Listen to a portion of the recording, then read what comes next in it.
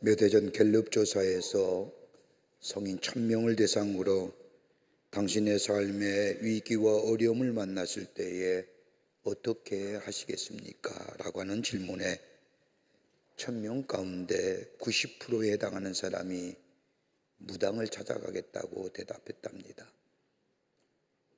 그리고 1,000명 가운데 5%만이 자신이 믿는 종교를 찾아가겠고, 그리고 1,000명 가운데 5%만이 기독교를 찾아가겠다고 대답하였다고 합니다. 충격적인 사실이죠.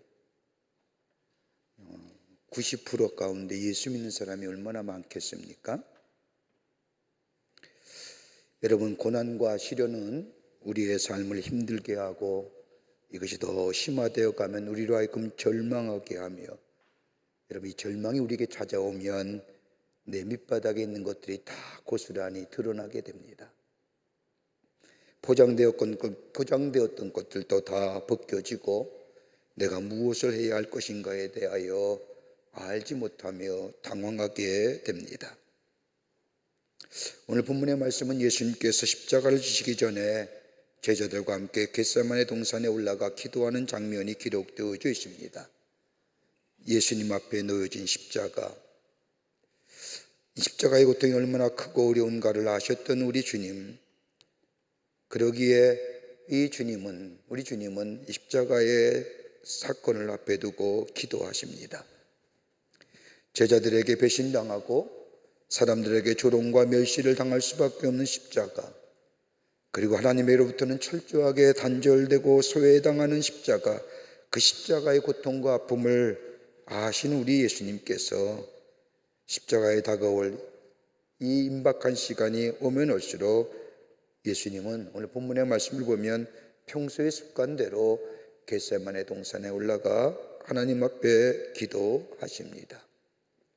여러분, 우리는 인생을 여정을 살아가면서 원치 않는 어려움과 힘든 일을 만날 때에 여러분, 그 문제를 어떻게 해결하시는지요? 십자가의 사건, 이 엄청난 사건을 앞에 두고 우리 주님은 무엇 하셨을까요? 오늘 본문의 말씀은 우리에게 귀한 교훈과 더불어 영적인 말씀을 우리에게 해주시고 계십니다. 오늘 고난주간이에요. 내일 모레가 예수님이 십자가에 달려 돌아가시고요. 아마 예수님께서 지금은 저 가야바의 빌라도의 그 재판장을 옮겨 다니시면서 아마 재판을 받으시는 그 날이 아닐까 생각을 합니다. 그 날이 있기 전 예수님은 이 십자가의 사건을 앞에 두고 예수님은 무엇 하셨을까요? 함께 말씀을 나누며 고난주간에 예수님의 십자가의 귀한 은혜를 함께 나누기를 원합니다. 첫째는 예수님은 기도의 자리에 나아가셨다는 겁니다. 예수님께서 잡히시기 전에 마지막 하루는 겟세마네 동산에 올라가셨습니다. 누가복음에 의하면 예수님이 습관적으로 기도하시던 곳이 바로 겟세마네 동산이라는 겁니다. 여러분, 기도라는 것은 여러 가지 정의가 있겠지요. 여러분, 기도를 뭐라고 정의하시는지요? 기도란 다른 것이 아니라 나의 문제를 하나님께로 가지고 나아가는 것이 기도입니다. 내 문제에 초점을 맞추었던 것을 하나님께 초점을 맞추는 것이 바로 기도입니다. 다른 말로 말하면 기도는 시선의 방향을 바꾸는 겁니다. 땅의 것만 바라보던 사람이 하늘을 바라보는 것이고, 그리고 기도한다는 것은 내 문제 해결은 하나님께만 있다고 하는 믿음의 고백이 바로 기도입니다. 그러니까 그리스도인에 있어서의 삶의 가장 그리스도인이라고 증명할 수 있는 것이 뭐냐면 기도한다는 겁니다. 우리 예수님은 십자가가 얼마나 고통스럽고 감당하기가 어려운 것인 것을 알고 계셨습니다. 그러게 마가복음 14장 34절의 말씀을 보면 내 마음이 심히 고민하여 죽게 되었으니 라고 말씀하시면서 제자들에게 너희는 여기 머물러 깨어있으라고 말씀하십니다. 여기서 내 마음이 심히 고민하여 죽게 되었다고 하는 이 말씀은 죽고 싶은 마음, 죽을 만큼이나 아픔과 깊은 고뇌를 가졌음을 말씀합니다. 이 가장 죽고 싶은 마음, 죽을 만큼이나 아픔과 깊은 고뇌를 가진 우리 예수님께서는 이 가장 절박하고 절망스러운 시간에 자신의 문제를 가지고 하나님 앞에 나아갔다는 겁니다. 근데 여러분 본문의 말씀을 보세요. 왜 예수님은 제자들을 데리고 기도하러 가셨을까요? 베드로와 야고보, 요한을 데리고 왜 예수님은 기도하러 가셨을까요?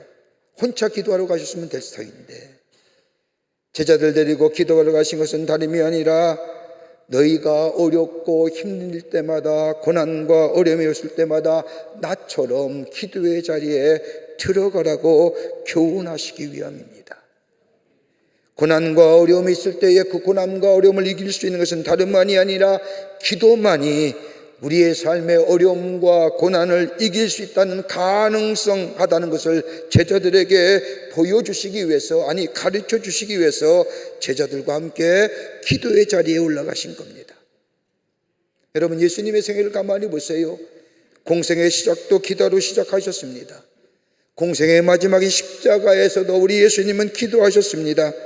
이렇게 하시면 우리로 하여금 기도하라고만 말씀하신 것이 아니라 친히 기도의 본을 보여주시고 더 나아가 기도의 능력을 보여주실 뿐만 아니라 기도만이 승리의 기름을 우리에게 말씀하시는 겁니다. 여러분, 성경에 나오는 사람들을 가만히 보세요. 저들의 삶도 동일했습니다.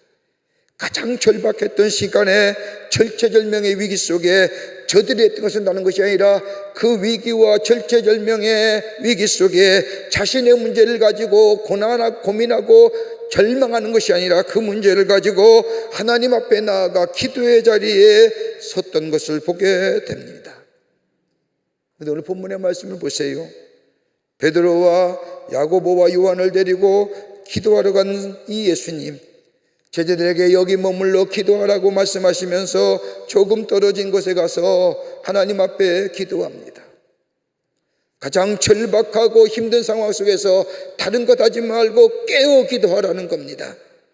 왜 깨어서 기도하라고 할까요? 예수님의 십자가의 사건은 예수님만의 시련이 아니라 제자들에게 다가올 시련이기도 하기 때문입니다. 십자가의 고난과 임박한 고통, 이것을 이겨내고 승리하기 위해서는 깨어 기도하라는 겁니다. 그러기에 우리 주님은 제자들에게 깨어서 기도하라고 말씀하시며 저 돌을 던질 만한 거리를 뛰어서 우리 주님이 기도하십니다. 하나님의 도움을 받지 않고는 견디어낼 수 없는 무서운 시험을 이겨낼 수 있는 것은 다름이 아니라 하나님이 도우실 때만이, 하나님이 함께 하실 때만이 견디어내고 이길 수 있는 것인데, 그래서 깨어 기도하라는 건데 와보니 제자들은 깊은 잠에 빠졌습니다. 오늘 성경 말씀에 보면 이 기도의 자리에 나왔지만은 예수님이 3번 정도 깨울 정도로 잠이 들어 있었습니다. 다른 성경의 말씀을 보면 육신이 약해서라고 얘기하지만 여러분, 육신이 약하여 기도하지 못하면 이것이 습관이 되면 뭐가 됩니까? 영적인 문제가 되고, 영적인 문제가 심화되면 뭐가 돼요? 영적인 무지함이 됩니다. 여러분, 그리스도인이 기도하지 않으면 뭐가 돼요? 영적 무지입니다. 봐도 알지 못하고, 들어도 깨닫지 못하고, 봐도 무슨 뜻인지 알지 못하는, 예수님이 3번씩이나 제자들을 깨웠다는 이야기는 제자들의 영적인 무지함입니다. 영적 무지함이 있다고 하는 것은 다름이 아니라 영적인 분별력이 사라졌다는 겁니다. 여러분, 기도의 자리가 중요한 것이 아니라, 환경이 중요한 것이 아니라, 고통과 고난이 있을 때에 그 자리에서 기도하는 것이 이기는 길이요, 그 자리에서 기도하는 것이 승리하는 길이요, 그때에 풀려지는 역사가 나타납니다. 그러기에 영적인 지혜가 있는 사람은 그 고난과 고통 속에서 그 자리에서 기도하는 겁니다. 예수님이 그 모습을 보여주는 겁니다. 깨어서 기도하라고 하는 것, 이제 십자가의 사건이 바로 눈앞에 목전에 있는데 깨어서 기도하는 것은 예수님만이 당하는 십자가의 고통이 아니라 장차 제자들에게 있어질 십자가의 고통과 같은 그 어려움과 역경 속에 다른 것 하지 아니하고 그 자리에서 깨어서 기도하라는 겁니다. 여러분, 기도와 시험은 여러분 시연관되어 있습니다. 여러분, 제자들의 실패나 신앙인들의 실패는 여러 가지 요인들이 있습니다. 열심을 내지 않았다, 좋은 것 아닙니다. 가장 근본적인 문제는 뭐냐? 기도해야 할 때에 기도를 놓치는 자, 실패합니다. 기도해야 할 자리에 기도하지 못하는 자, 기도의 자리를 지키지 못함이 실패의 원인이 있음을 보게 됩니다. 기도해야 할 때에 기도하지 못하면 실패의 대가를 치릅니다. 여러분 한번 보세요. 돌을 던질 만한 곳에 예수님이 거리를 뛰고 예수님은 절규하십니다. 여러분 성경 말씀을 보면 땀방울이 핏방울이 되도록 기도하시는데 얼마나 절규하며 간구하셨을 겁니까? 그 모습을 보고도 여러분 한번 생각해 보세요. 우리가 좀 이미지를 가지고 예수님의 저 돌 던질 만큼 거리를 떼서 아무리 저녁이라 할지라도 하나님 앞에 기도하는데 얼마나 소리내서 기도합니까? 아버지요, 아버지 할 수만 있거든 이 잔을 내게서 지나가게 하시옵소서. 그 돌이 안 들었을까요? 얼마나 깊은 신음과 한숨의 소리가 들려왔지 않았을까요?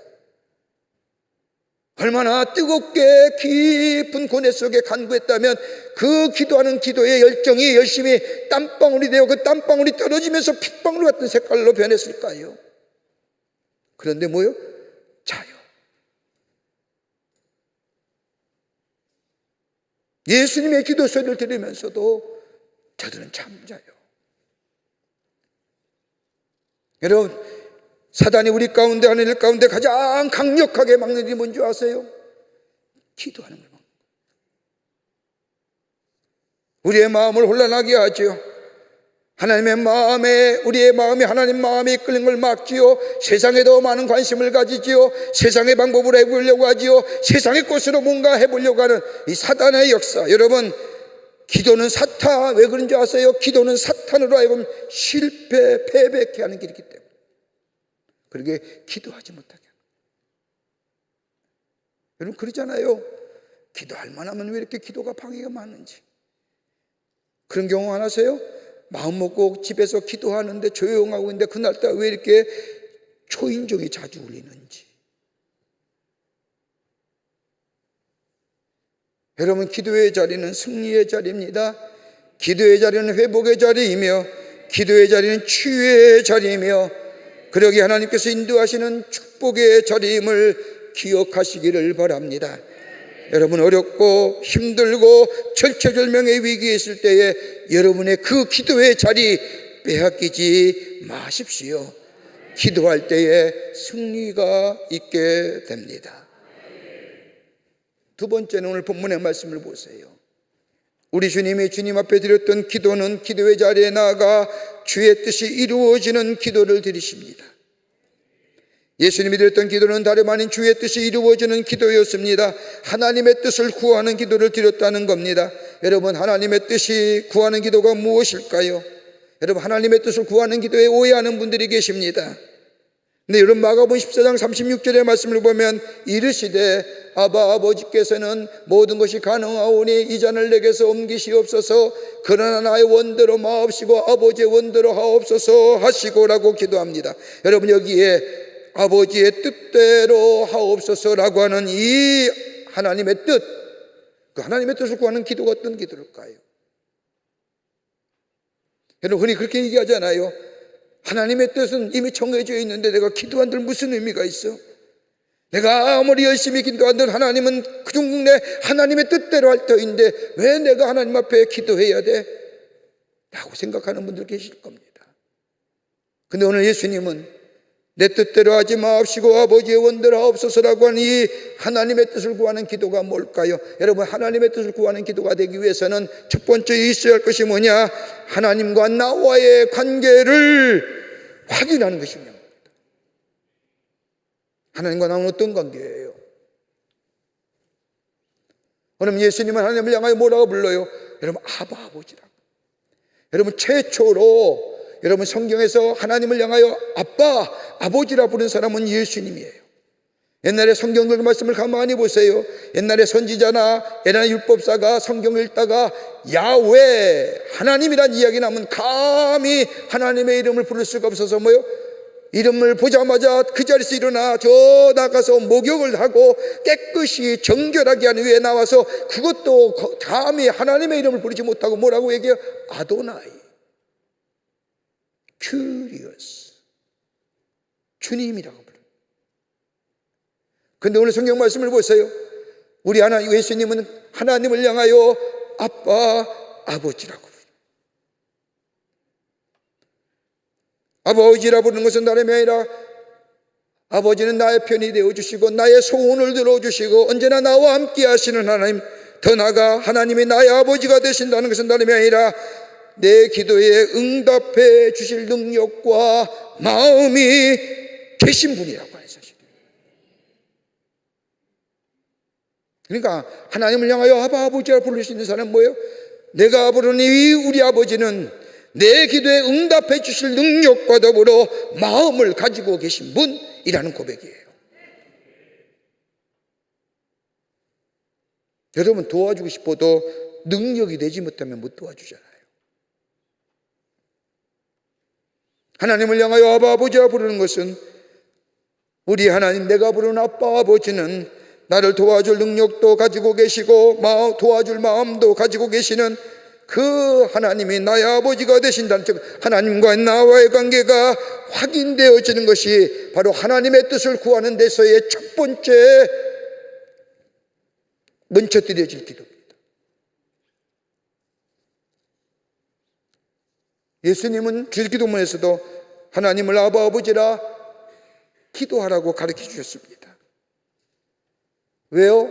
하나님은 전능하신 분이요 모든 것을 할 수 있는 분이고 그 하나님의 능력을 믿고 먼저 고백하는 것, 하나님은 나의 아버지가 되신다고 하는 하나님과 나와의 관계가 먼저 확인되고, 그리고 하나님을 나의 아버지 부를 때에 그 하나님은 나의 기도를 응답해 주시는 하나님이심을 확신 가운데 믿게 됩니다. 두 번째로는 하나님의 뜻을 구하는 기도는 간절하고도 진실한 마음으로 자기의 마음과 심정을 하나님 앞에 토로하는 겁니다. 여러분 오늘 본문의 말씀을 보세요. 예수님이 겟세마네 동산에서 기도하실 때에 어떤 모습이에요? 땅에 엎드려 기도하셨다고 말씀합니다. 여러분 이 당시에 보편적 기도는, 여러분 우리가 성경에 잘 아는 것처럼 바리새인과 세리의 기도를 보세요. 세리는 저 뒤편에 앉아서 고개를 들지 못하고 고개를 구부리며 주여라고 외치지만, 바리새인들은 성전 앞으로 나와서 두 손을 들고 얼굴을 하늘을 향하여 기도하고, 이게 보편적 기도의 모습이에요. 그런데 예수님의 기도의 모습은 엎드려서 이마가 땅에 닿도록 기도하셨다는 겁니다. 뭘 얘기할까요? 간절한 마음이에요. 누가복음 말씀을 보면 무릎 꿇고 기도했다는 거예요. 역사적으로 문화적으로 여러분 유대인의 기도의 방식은 여러 가지 있죠. 서서 기도하는 모습과 더불어 무릎을 꿇고 기도하는 모습과 더불어 더 간절하고 겸손한 기도는 뭐예요? 엎드려서, 마치 예수님이 엎드려 이마가 땅에 대도록 기도하는 것, 이게 가장 간절한 모습의 기도입니다. 다가올 십자가를 생각해 보면 그렇게 고통스럽고 그 십자가의 모욕과 수치와 그 조롱의 모습들, 수많은 사람들의 손가락질, 그게 얼마나 고통스럽고 아프시겠어요? 그래서 그걸 위해 기도하는 거예요. 기도가 얼마나 간절했다면 땀이 핏방울처럼 되어 떨어지는 간절함이 배어있는 기도, 자신의 간절함을 그대로 하나님 앞에 드리는 거예요. 여러분 시편 61편 8절의 말씀을 보면 백성들아 시시로 그를 의지하고 그의 앞에 마음을 토하라. 하나님은 우리의 피난처시로다. 마음을 토하라고 얘기하십니다. 마음을 토로한다는 게 뭘까요? 속에 있는 거 다 끄집어내라는 겁니다. 내 아픈 마음, 걱정과 근심과 심지어는 다른 사람을 향한 저주의 마음조차도, 다른 사람을 저주하는 마음, 사람에게는 할 수 없지만 하나님께는 할 수 있다는 겁니다. 저 사람 미워요. 저 사람 죽을 만큼 싫어요.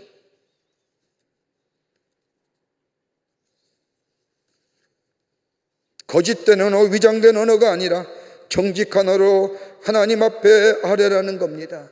내 마음의 느낌 그대로, 내 마음의 고통과 아픔 그대로 하나님께 아뢰라는 겁니다. 왜요? 우리 하나님은 중심을 보기 때문인 거예요. 우리 중심. 그 마음을 그대로 하나님께 아뢰라는 겁니다. 하나님의 뜻대로 기도한다고 하니 하나님께서 알아 해주세요. 하나님의 뜻이 이미 정해져 있지 않습니까? 그러니 알아서 해주세요. 제가 기도한다고 하나님께서 정하신 뜻을 돌이킬 수 있나요? 이 기도가 아니라 내 마음에 정직한 기도를 드리라는 거예요.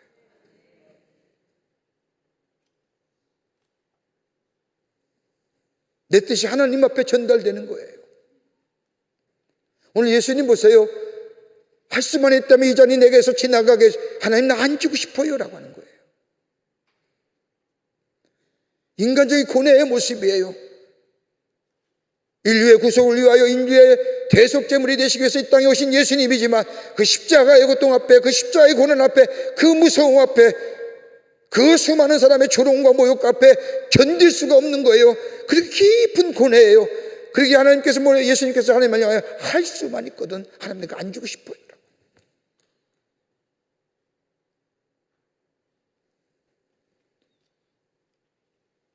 내 간절한 마음과 심정은 이 십자가 안 지고 싶어요. 하나님 앞에 전하는 거예요. 그게 하나님의 뜻을 구하는 기도예요. 내 마음의 깊은 마음의 고뇌와 아픔과 그대로. 그리고 기도의 마무리가 뭘로 돼요? 나의 뜻대로 하지 마옵시고 아버지의 원대로 하옵소서. 이게 기도의 마무리가 되는 거예요. 그냥 내 뜻대로 하지 마옵시고 아버지의 뜻대로 하옵다는 게 아니라 하나님과 나와의 관계를 확인하는 겁니다. 하나님은 나의 아버지가 됩니다. 나는 그의 아들이 됩니다. 하나님 나의 편에 서시고 내 소원을 들어주고 언제나 다 동행하십니다. 내가 하나님의 이름을 부를 때에 믿음으로 기도할 때 우리 하나님은 내 모든 것을 다 책임지시고 했을 수 있는 능력이 계신 분입니다 라고 기도하는 거예요. 그리고 깊은 토로하는 거예요. 정직한 기도하는 거예요. 정직한 언어의 기도하는 거예요. 그리고 나의 기도가 여기에서 하나님의 나의 뜻대로 하지 마옵시고 아버지의 원대로 하옵소서라고 하는 이 기도의 마무리는 뭐예요? 온전한 하나님의 뜻이 나에게 더 큰 유익이 되기 때문에 하는 기도예요. 내 뜻이 이루어지는 것보다 하나님이 온전한 뜻이, 하나님이 가지고 있는 생각이 내 뜻과 내 생각보다 더 크고 더 유익하고 더 온전하기에 내 뜻대로 하지 마옵시고 아버지 뜻대로 해달라는 거예요. 왜요? 그것이 더 좋은 것이기에. 여러분, 우리가 보는 건 한계가 있어요. 우리가 아는 것도 한계가 있어요. 하나님을 내 지식과 내 경험 속에 가두어서는 아니 됩니다. 지금의 나의 소원과 간구보다 더 능가하게 하실 하나님 앞에 내 삶의 가능성을 열어놓고 하나님 앞에 맡기는 기도가 나의 뜻대로 하지 마옵시고 아버지의 뜻대로 하옵소서라고 하는 기도입니다. 하나님 앞에 내 가능성을 활짝 열어놓은 거예요. 능하게 하실 하나님, 더 좋은 것으로 내가 생각하는 것보다 그게 내 뜻대로 하지 마옵시고 아버지의 뜻대로 하시옵소서. 여러분, 남북전쟁 때 장애인이 된 한 무명용사의 기도가 있습니다. 은혜로워서 여러분과 함께 같이 좀 나누기를 원합니다. 이분의 기도가 이런 겁니다. 하나님, 나는 힘세고 강한 사람이 되게 해달라고 기도했습니다. 그러나 하나님은 약자가 되게 하셔서 겸손히 순종하는 법을 배우게 하셨습니다. 하나님, 나는 부자가 되어 행복하게 살게 해달라고 기도했습니다. 그런데 하나님은 가난한 사람으로 지혜롭게 인생을 살도록 해주셨습니다. 하나님, 나는 권력 있는 강자로 사람들의 찬사를 들으며 살게 해달라고 기도했습니다. 그런데 하나님은 약자가 되게 하셔서 하나님만을 의지하는 신앙인으로 살게 해 주셨습니다. 하나님, 인생을 마음껏 즐길 수 있게 모든 것 달라고 기도했습니다. 그런데 우리 하나님은 모든 것을 즐기고 감사할 수 있는 생명을 주셨습니다. 하나님, 내가 간구하는 것 아무것도 받은 것이 없습니다. 그러나 마음속에 희망했던 모든 것을 다 받았습니다. 그러면서 결론은 나 자신의 모습 그대로 나는 하나님의 축복을 가장 많이 받는 사람 중 하나라고 고백하고 싶습니다. 하나님의 뜻을 구하는 겸손함 속에 하나님이 무궁무진하게 펼쳐나갈 새로운 역사를 인정하고 고백하며 기도하는 마음이 뭐예요? 내 뜻대로 하지 마옵시고 아버지의 뜻대로 하옵소서라고.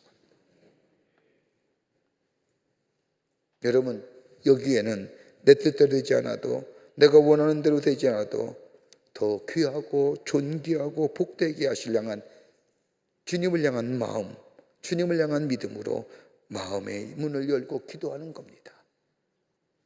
그러기에 이것이 바로 하나님의 뜻을 구하는 기도요.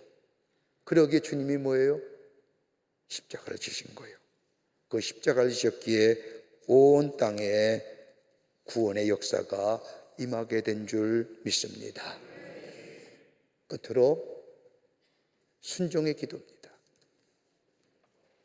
하나님의 뜻에 순종하는 기도를 드려야 합니다. 예수님은 겟세마네 동산에서 기도하신 후에 하나님의 뜻에 순종하는 길을 걸어가십니다. 여러분, 기도의 가장 중요한 요소는 뭐예요? 내 뜻대로 하지 마시고 아버지 뜻대로 하옵소서라고 기도했다면 그 뜻이 무엇이든 간에 뭐예요? 순종의 길을 걸어가는 거예요. 여러분, 순종한다는 게 뭘까요? 하나님 앞에 내 지식과 경험과 의지와 판단을 다 내려놓고 하나님의 인도하심에 맡기는 겁니다. 하나님 앞에 온전히 기도하는 겁니다. 항복하는 겁니다. 소렌더하는 겁니다. 여러분, 미국 의회에는요, 그 의회를 관장하는 목사님이 계세요. 얼마 전에 우리 장로님 손주가 그 미국의 국회의사당의 상원의원의 비서관, 보좌관이라 그래서 그 집사님이 저한테 오면서 뭐 캐피탈 홀이라고 하는 폴드와 메모지, 채플린 메모지를 갖다 줬는데 그 일화에 유명한 일화가 하나 있습니다. 저 군사의 상원위에 군사위원회, 상위원회, 군사위원회가 모였는데 다 정복을 입고 다들 이렇게 앉아서 있는데 이 채플린 목사님이 오셔서 다 그 앞에서 여러분 우리가 기도합시다라고 하면서 여러분 기도하십시다라고 얘기하면서 뭐라고 했냐? 여러분 서렌더 해야 됩니다. 서렌더가 뭐예요? 항복해야 된다. 여러분 군인에게 있어서 항복이라는 게 뭐예요? 가장 불명예스러운 거 아니에요. 그 말을 듣는 그 안에 군사위원회, 상원의 군사위원회 모든 군인들과 모든 그 안의 사람이 순식간에 얼어붙었다는 거예요. 항복을 해. 여러분, 순종이라는 게 어떤 의미일까요? 하나님 앞에 서렌더. 내 거 내려놓는 거예요. 내 의지 내려놓는 거예요. 그러기에 사무엘상 15장 22절의 말씀을 보면 순종의 제사보다 낫다고 얘기합니다. 하나님께 순종하는 것이 하나님을 가장 기쁘시게 하는 삶이라는 겁니다. 여러분, 마태복음 16장 24절의 말씀을 보면 자기를 부인하고 자기 십자가를 지고 나를 따를 것이니라. 자기를 내려놓고 자기를 항복하고 자기를 부인하고 이게 순종의 첫걸음입니다. 내 거 내려놓는 겁니다. 내 의지와 내 경험과 내 모든 것들 다 내려놓고 주님의 뜻에 순종하며 한 걸음 한 걸음 내 걸음을 내닫게 될 때에 하나님이 그 길을 인도해 주시고 쉬운 길이 아니지만은 여기서 누구든지 자기를 따라 주님을 따라오려든 나를 따라오든 자기를 부인하고 자기 십자가를 지고 나를 따르는 것 쉬운 일이 아니지만은 성령의 도우심을 구하고 성령과 함께 한 발자국 한 발자국 순종의 길을 걸어가는 것. 예수님이 그러하셨습니다. 기도는 뭐예요? 하는 것으로 중요한 것이 아니라 순종하는 겁니다. 들려오는 주의 음성에 순종하며 내 걸음 한 걸음 한 걸음 주님과 함께 걸어가는 귀한 우리 믿음의 기도의 여정이 될 때에 하나님이 우리를 통하여 하나님의 위대한 역사가 이루어지는 놀라운 축복이 있게 됩니다. 오늘 지나면 이번 주에 예수님이 십자가에 금요일에 돌아가시지요. 돌아온 주는 부활주일입니다. 무수개 얘기 하나 하고 마칠까요? 할머니 세 분이 이야기를 나누고 계셨습니다. 한 할머니가 말합니다. 예수가 죽었대. 왜 죽었대? 잘 모르지만 못에 찔려 죽었나 봐. 그래서 옆에 있는 할머니가 이렇게 얘기하더랍니다. 내가 알아봤어. 그 양반 머리 풀어도 헤치고 다닐 때부터. 이때 조용히 앉아있던 할머니가 묻습니다. 예수가 누구요? 그때 옆에 있는 할머니가 대답합니다. 나도 잘 몰라. 근데 우리 며느리가 아버지 했다는 거 보니까 사돈 어른인가 봐. 그래서 문상은 갔대? 아니, 안 갔어. 왜 안 갔대? 갈라 했지만 3일 만에 부활했대. 예수님 부활하신 거예요. 십자가의 일을 걸으신 거예요. 저는 오늘 예수님께서 십자가의 사건을 앞에 두고 겟세마네 동산에 올라가 기도하신 것처럼 하나님의 뜻을 구하고 그 뜻에 순종하는 기도, 우리의 삶의 어려움과 절체절명의 위기 속에 다른 것 하는 것이 아니라 기도의 자리에, 그 자리가 기도의 자리다.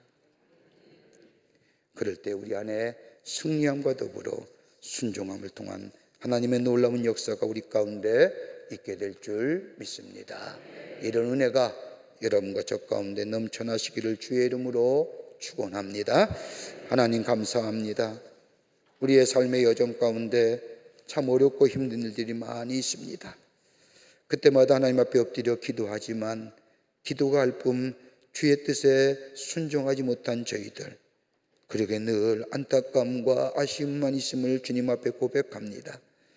기도의 자리에 나가게 하시고 우리의 깊은 마음을 주님 앞에 토로하게 하여 주시며, 그리고 주의 주의 말씀들아 저희가 순종하며 저희의 길을 걸어가게 하여 주시사 하나님의 놀라운 역사를 경험하며 예수 그리스도의 십자가의 놀라운 은혜로 인류의 구원의 역사가 임한 것처럼 우리 또한 하나님의 놀라운 구원의 역사를 경험하는 저희가 되게 하여 주시옵소서. 성령이 도우시고 인도해 주실 줄 믿으며 예수님의 이름으로 기도하옵나이다. 아멘.